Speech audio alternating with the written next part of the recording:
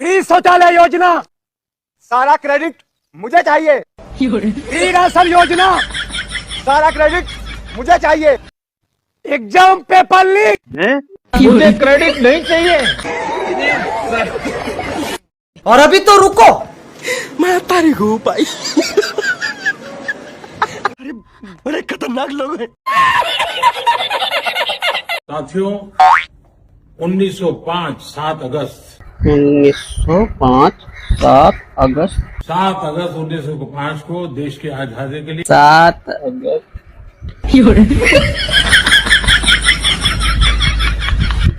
7 अगस्त 1905 के बाद वाला सही। देश की आजादी के लिए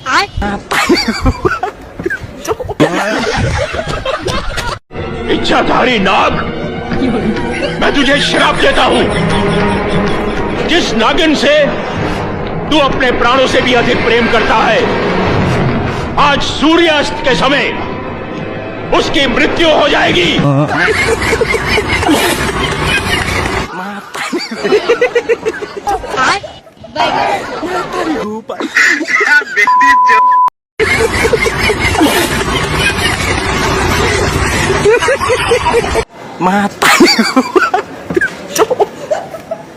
मैं तारीख हूँ भाई। देखा आपने लापरवाही का नतीजा है।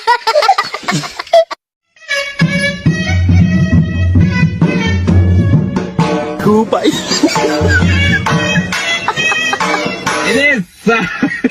ऐसे में बड़ा सख्त लौंडा हूँ। का कारण नरेंद्र मोदी है। रुको जरा, सबर करो।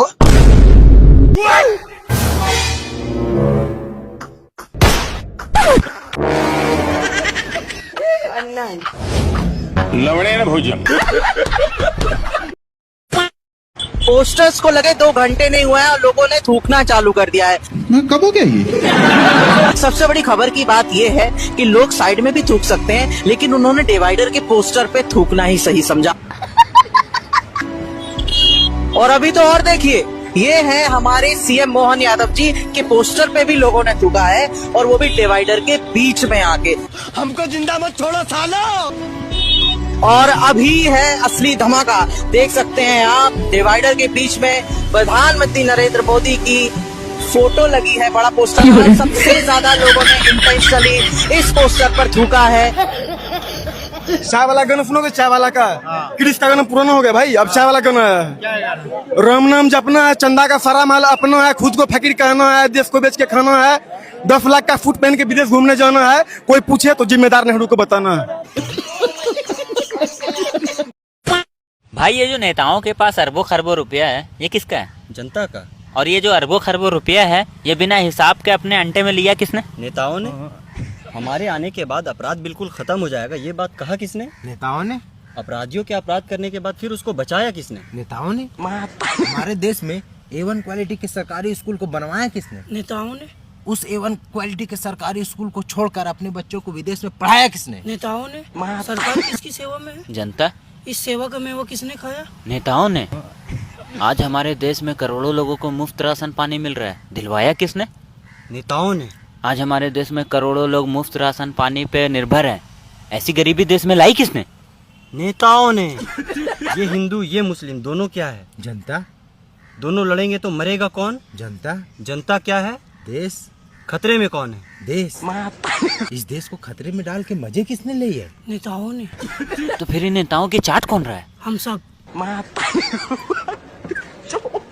यही डंडा मार रहे हैं, कल 2.5 साल बाद आके हमसे ही वोट मांगेंगे। फिर बोलेंगे हमें धर्म के नाम पे वोट, तो हम गाय हत्या रुकवा देंगे, हिंदू मुस्लिम एक करा देंगे। ये साले हीजड़े हैं, हीजड़े। इस देश में बड़ा अजीब मामला चल रहा है हो।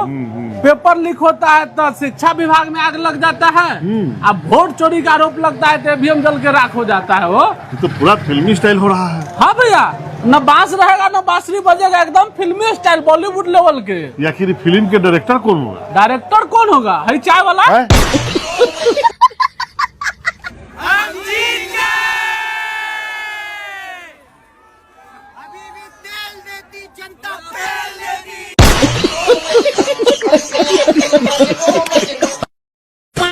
पापा थोड़े बीजेपी के बहुत ज्यादा भक्त हैं। सुबह सुबह 7 बजे फोन करके कह रहे हैं जी तेरा वांगचूक उठ गया। और भाई 5 मिनट के लिए तो मैं कंफ्यूज था, कौन सा? वो उठाया तो इन्हें कैसे पता चल गया?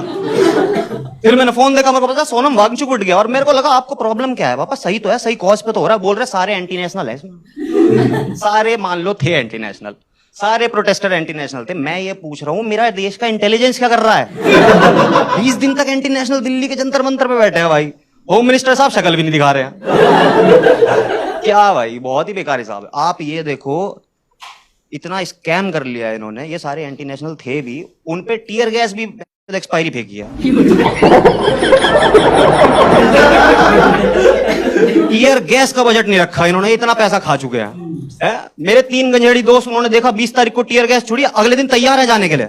मैंने कहा सालो तुम्हारे ऊपर भी छुड़ जाएगी। बोलता भाई एक्सपायरी भेज रहे हैं, क्या पता स्किन केयर हो जाए।